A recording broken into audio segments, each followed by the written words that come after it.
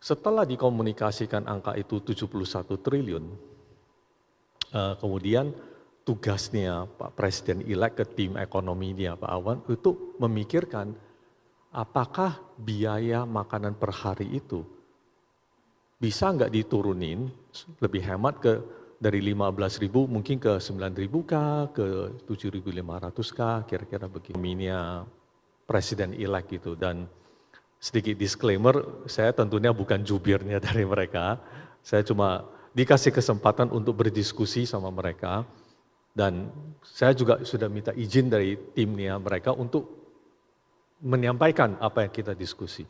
Sebenarnya Pak Awam yang ikut diskusi itu sama saya juga Pak Khatib Basri gitu loh. Coba dia nggak bocorin gitu. Jadi saya sharing sedikit teman-teman. Jadi 2-3 minggu yang lalu saya sama Mas Dede diajak di hotel ini gitu untuk diskusi sama tim-tim dari tim ekonomi dari Presiden-elek, terdiri dari Pak Burhanuddin Abdullah, Pak Sudrajat Ciwandono, Mas Tommy Ciwandono dan tim-timnya. Kita di hotel ini Pak Awang diskusi 5 jam sama teman-teman di sana.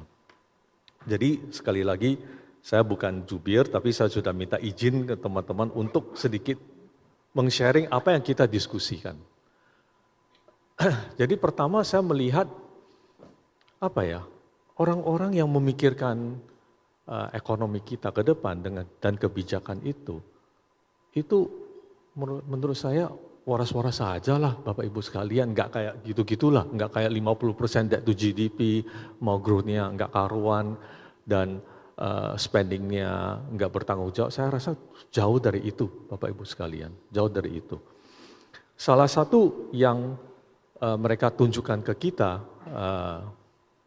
adalah angka ini, debt to GDP yang mau kalau di Bloomberg ataupun di mana-mana yang bilang 50%.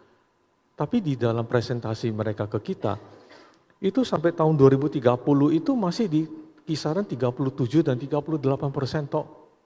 Yaitu status quo.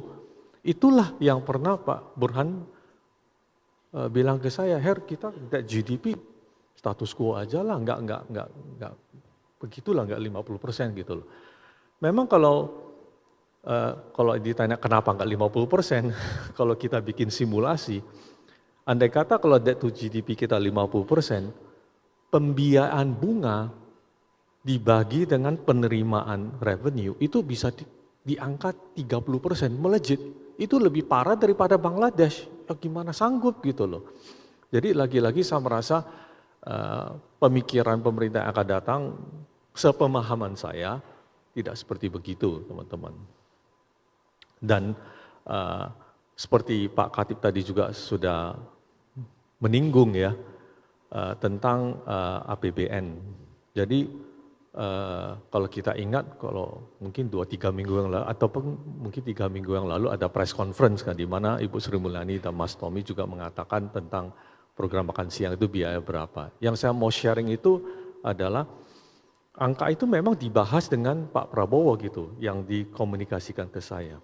Angka 71 triliun dan defisit 2,5%, bukan ke 3% ataupun ke 3,5% gitu, enggak begitu. Mereka sudah agree on that, tapi yang menurut saya yang menarik buat saya, Bapak Ibu sekalian, adalah ini.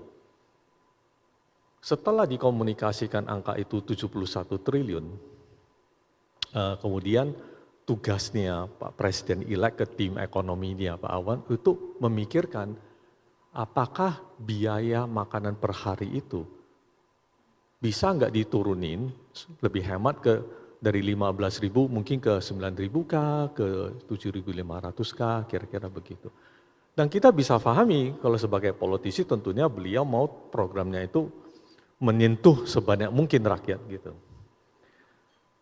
Yang saya ambil sebagai hal yang penting adalah pemikiran beliau itu adalah mendorong programnya di dalam keterbatasan itu, di dalam keterbatasan 71 triliun itu, tidak kemudian mendorong 71 triliun itu ke 200 triliun ataupun ke 300 triliun.